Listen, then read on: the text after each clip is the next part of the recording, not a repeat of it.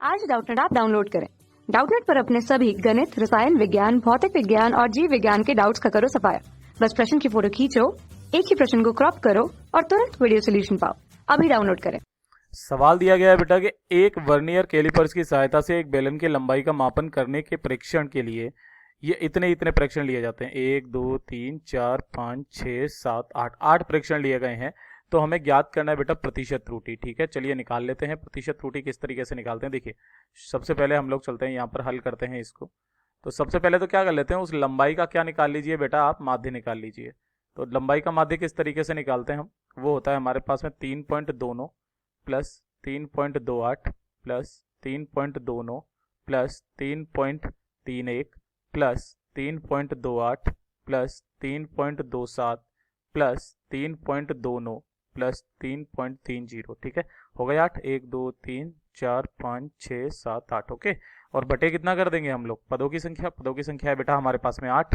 ठीक है, तो जैसे हमने इसका मान निकाला तो ये जो मान निकल करके आ जाएगा, ये आ जाएगा लगभग बराबर 26.31 और बटे कितना कर दूंगा 8। तो ये कितना आ जाएगा हमारे पास में 3.28875 के बराबर आ जाएगा, जिसको हम लोग लगभग बराबर कितना लिख सकते हैं, लगभग बराबर हम लोग लिख देंगे 3.29। ठीक है, ये तो हो गया हमारे पास में बेटा माध्यम है। ठीक, ये सेंटीमीटर में दिया गया है ना, तो ये सेंटीमीटर में, ये तो माध्य हो गया हमारे पास। अब ध्यान से देखिएगा, प्रत्येक प्रेक्षण में जो त्रुटि होती है वो किस तरीके से निकालते हैं। तो जो हमारे पास में मोड के अंदर जो पहला वाला है 3.29, उसमें से माइनस कर दूंगा मैं बेटा कितना, ये 3.29 जो ये वाला मान आया। ठीक है, पहला वाला परीक्षण है ना, प्रेक्षण, और उसके अंदर से ये माइनस कर देंगे, आ जाएगा 0। फिर जो दूसरा वाला है, दूसरा वाला कितना है हमारे पास में 3.28 है, उसमें से माइनस कर देंगे 3.29।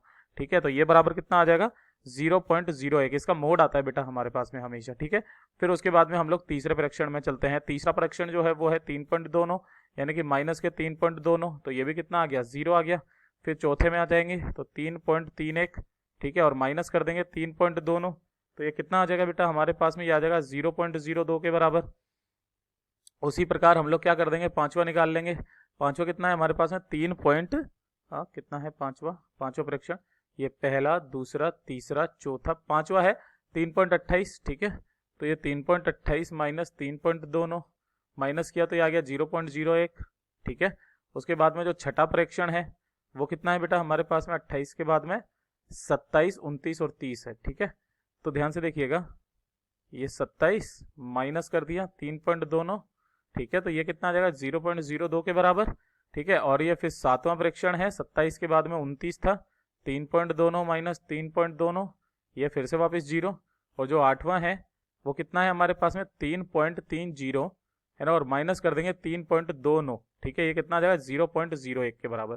तो जैसे हमने इन सारी की सारी त्रुटियों को जोड़ा तो ये बराबर कितना आ गया 0.07 के करीब आ जाएगा। ठीक है, तो जो हमारे पास में माध्य निरपेक्ष जो आ जाएगा है ना, माध्य निरपेक्ष, वो कितना हो जाएगा, माध्य निरपेक्ष निकालेंगे तो वो हो जाएगा 0.07 और बटे कितना कर दूंगा मैं 8, है ना, क्योंकि 8 है तो यहाँ से जैसे हमने मान निकाला ये आ जाएगा 0.00875 के बराबर आ गया, जिसको हम लोग लगभग बराबर कितना लिख सकते हैं, 0.01 लिख सकते हैं।